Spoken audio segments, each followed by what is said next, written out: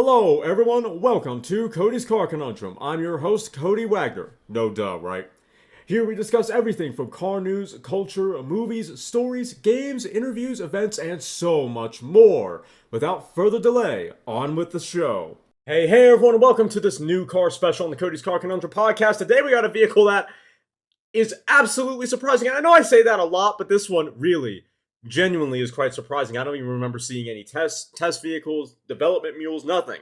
Absolutely nothing. I didn't expect this to actually happen, if I'm being brutally honest. I am talking about the new Morgan Super 3. Yes, we got a new Morgan three-wheeler. It drags three-wheelers into the mid-century modern age with jet-inspired styling.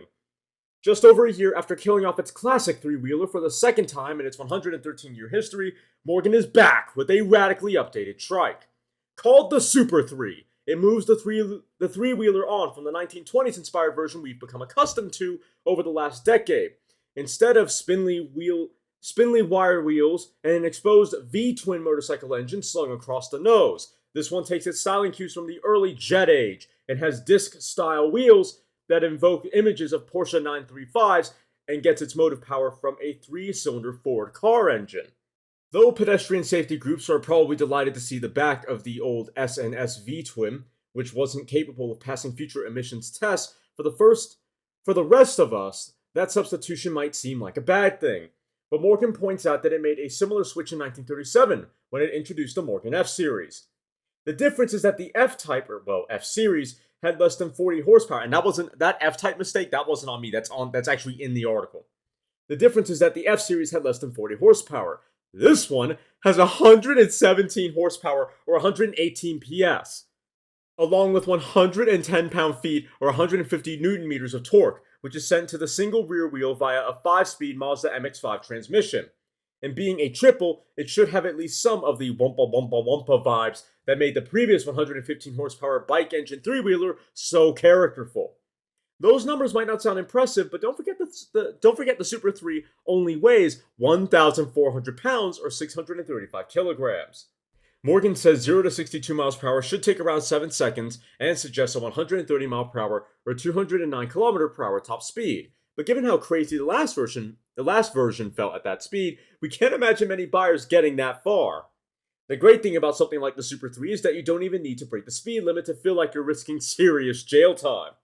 Style-wise, the newly exposed snout is reminiscent of the electric EV3 concepts, development of which Morgan killed off in 2018, while bodywork that tapers from the waist gives the car a lighter, more modern, and also weirdly aquatic look.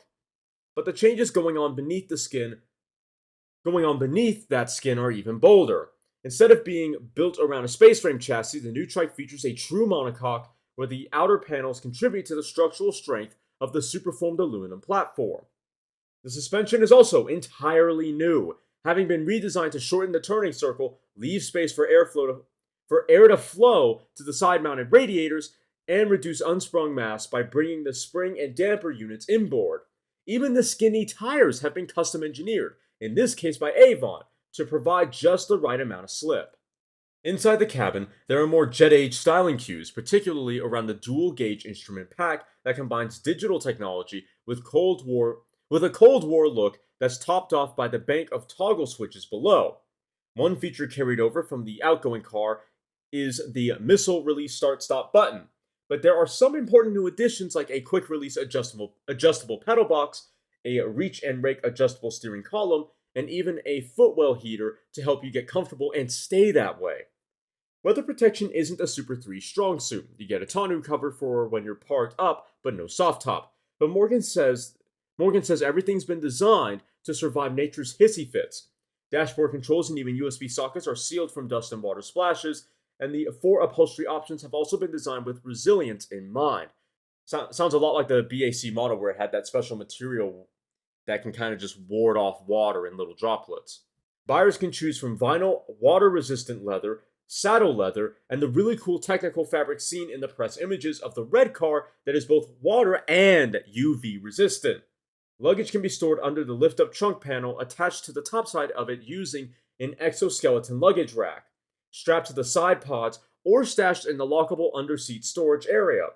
Some of these options require a trip to the actual options list, where you'll also find fixings for things like cup holders, phones, and 2 different screens, which you can choose depending on how badly you want your head battered by bugs and debris. And just as with the old car, customers will also be able to choose from a variety of graphics packages. That is nice. The Super 3 is available to order in the UK, Europe, and the US! Yes! But it's available to order right now. Morgan says prices are in line with the last of the old bike engine 3-wheelers and quotes a base price of £34,958.33 or $47,541. That's quite a lot. Plus local taxes, which makes the UK price of £41,995.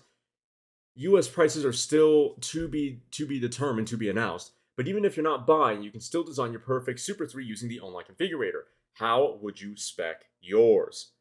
Hard stats out of the way, let's talk about the looks. And so for those who like the Morgan 3-wheeler, the bike engine one, this is pretty much more of the same except without the bike engine hanging out the nose. So if you like that, which I do, you might be a little disappointed, you might be a bit sad because no, it doesn't have that look anymore, but outside of the engine not being outside the car this time, it's pretty much the same vision. I say the same, it's extremely similar to the point where you hopefully won't be too disappointed. It's still the three-wheeler you know and love, just without the engine hanging out the outside. Let's see. Yeah, for the most part, once again, it's pretty similar. I can't say if the interior is any different because if I'm honest with you, I don't remember what the old Morgan 3-wheeler interior looks like, but it's got that classic look with a few modern touches. So hopefully Morgan owners won't be too disappointed. It's got digital gauges, yeah, which I don't know. I'd personally maybe prefer analog ones myself just because of the overall look of the car, but if you want that modern touch, that should suffice.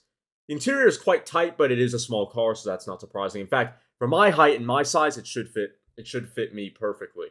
But yeah, I'd say if you like the Morgan 3-wheeler, you should like this as well. This is more of the same, just with a few modern touches here and there. So it really shouldn't disappoint too much. Really shouldn't. It is a lovely, I hate to say it, but little toy, because you're not really going to be able to drive this.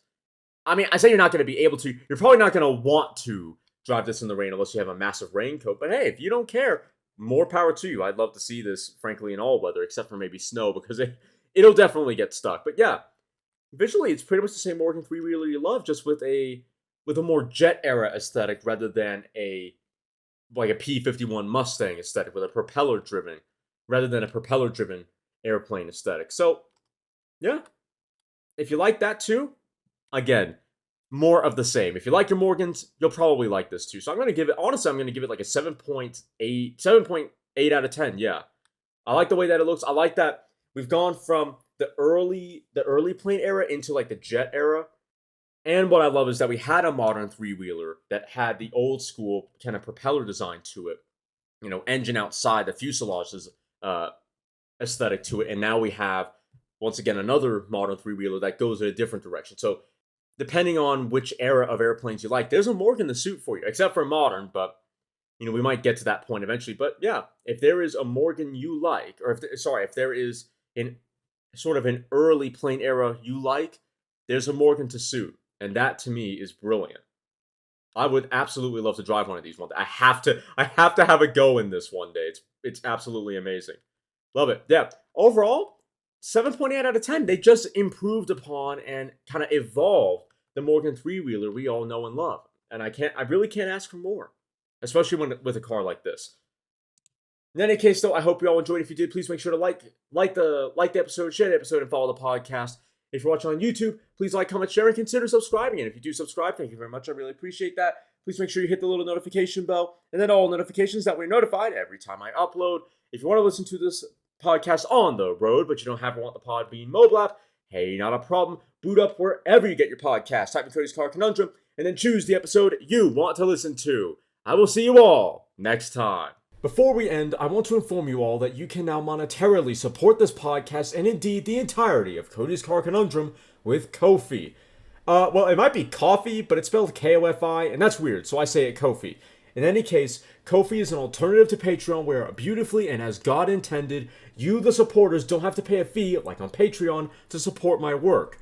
So if you like what I do and want to see me cover / talk about / make a video regarding something specific, or want me to branch out into other areas of car culture, then head on over to ko-fi.com/ Cody's Car Conundrum, where you can make a minimum donation of $5 towards me and the brand. In return, you'll be helping me afford new equipment, afford upgrades to my existing tools, you'll receive polls asking what topic you want me to dive into next, you'll get to see voted and non-voted content before public release, various forms of recognition for your support, and the ability to vote on merch designs you'd like to see on the Teespring store.